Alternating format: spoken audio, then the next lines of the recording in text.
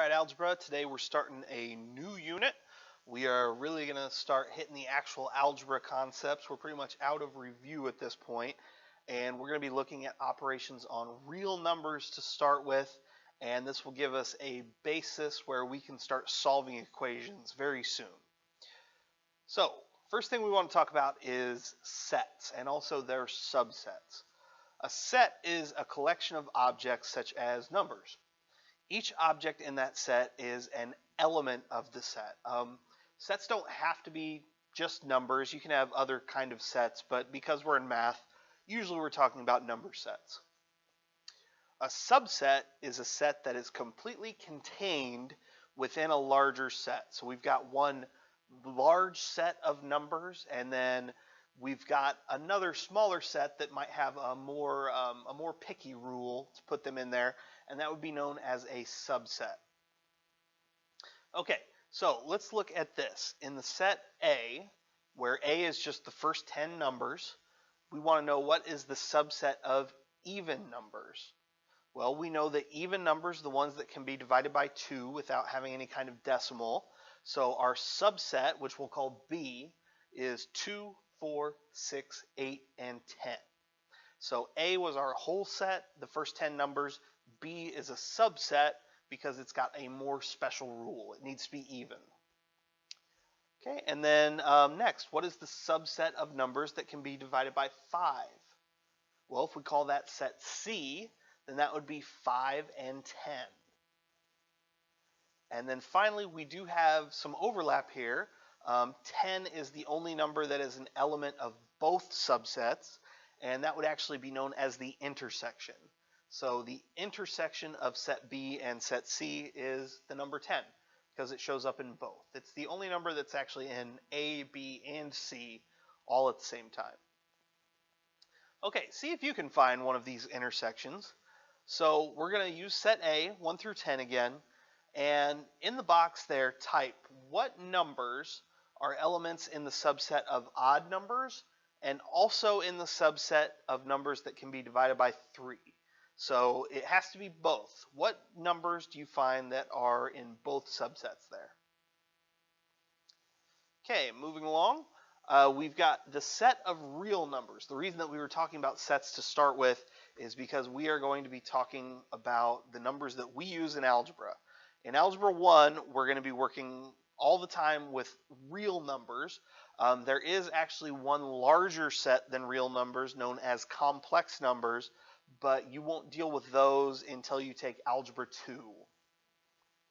So real numbers can be broken down. Real numbers covers pretty much every number, probably every number you've ever used in your life. You, at this point, have not used any kind of complex number, so everything that you think of as a number is a real number. So let's talk through these sets, and we'll start with the smallest one. So the smallest set is the whole numbers. These are the counting numbers. They're also known as the natural numbers because if you think of like primitive people, primitive man, these are the numbers that they came up with first. You know, they had livestock or whatever, and they have 3 sheep or 4 cows. So these are the numbers that we can actually count. That's the smallest set of real numbers, the smallest subset, I should say. The next subset up is the integers. So the whole numbers are actually a subset of the integers also, because the integers are all of the whole numbers plus the number 0 and plus any negative numbers. So these are the numbers that people came up with next as they were really starting to get into math and not just thinking of things that they can count. So now we have to deal with 0 and we have to deal with negative numbers. Now the integers are a subset of the rational numbers. Rational numbers are any number that can be written as a fraction where the two parts of that fraction, the numerator and the denominator, are both integers. So something like 1/2 or -2/3. Those would both be rational numbers because if you look at the numerator and you look at the denominator, you've got an integer in both of those. So we've got the smallest set is the whole numbers, Next set up is the integers. Next set up is the rational numbers. And now we are getting away from it. We're not actually in the rational numbers anymore. We are going to be looking at the irrational numbers. So the irrational numbers are just the opposite of the rational numbers. They're any number that is not a rational number. Something would be, an example of that would be like the square root of 2. We cannot write the square root of 2 as a fraction where both parts of that fraction are integers, or pi. Same thing with pi. Pi is an irrational number. Now, if we take these two sets together, the rational numbers and the irrational numbers, then those two subsets are the entire set of real numbers. So every real number has to be either rational or irrational, and it can't be both. Okay, I mention this because we need to be able to order the real numbers, and some of them will be rational and some of them will be irrational. So we need to be able to compare them. The best way to do this is to just convert every number to its decimal approximation. So real numbers work very well with decimals. So figure out what the decimals are and then just draw a number line and put them there. So let's try this together first. So we've got the numbers 0.25, we've got the square root of 1/9, and we've also got 6/25. And we want to put these in order from least to greatest. Okay, so let's turn these all into decimals. The first one, 0.25, that's already a decimal. The square root of 1/9 is the same thing as 1/3, which is 0.3 repeating. I just rounded it off to 0.33 here, though. And then you can find in your calculator without too much trouble that 6/25 is the same thing as 0.24.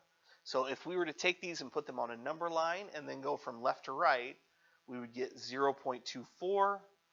Well, I guess we would call it 6/25. We would get 6/25, and then we would get 0.25, and then we would get the square root of 1/9. So that would get them in order there.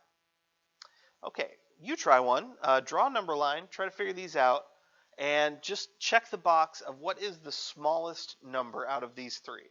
So we've got the square root of 121 over 25.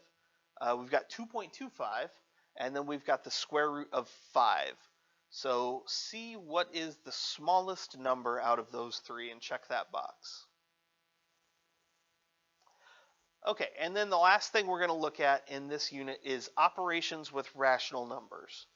So rational numbers are known as being closed under addition and multiplication. You don't need to worry too much about that vocab word, but that's just what it's called in higher level math. And what that means is that anytime you add two rational numbers or you multiply two rational numbers, you get a rational number. So like I can never add 1/2 and 2/3 and get something like the square root of 7. It's never going to work because the square root of 7 is irrational and 1/2 and 2/3 are both rational. So if I add two rational numbers, I have to get a rational number out of that. Okay? And then same thing with multiplication. The same is not true with irrational numbers. It is true if we are adding irrational numbers. Like if you add the square root of 2 plus the square root of 3, that's going to be irrational. If you add the square root of 6 plus pi, that is also going to be irrational. But there are cases where we can multiply irrational numbers together and get a rational number out. And that's kind of why we practiced in class with simplifying those square roots, because that will let us know when we do that multiplication if we have a rational number or if it's still irrational. Okay. The sum or product of an irrational and rational number. So now we have one of each. So irrational and rational numbers, if we add them, it's always irrational. If we multiply them, so that's the product, then it's always irrational, except for there's one counter where this is not true, and that's if we multiply by 0.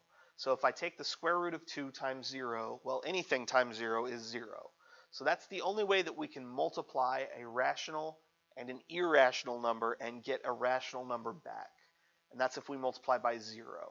So like 0 times pi, that would be 0. 0 times the square root of 82, that would be 0. 0 times e, which is another irrational number, that would also be 0. So, but if we're multiplying by any other rational number, like 1/2 or 3 or negative 68, then we're always going to get an irrational number. Okay, that's all we've got. We're going to practice with these operations. We're going to practice with ordering these, and I'll see you in class.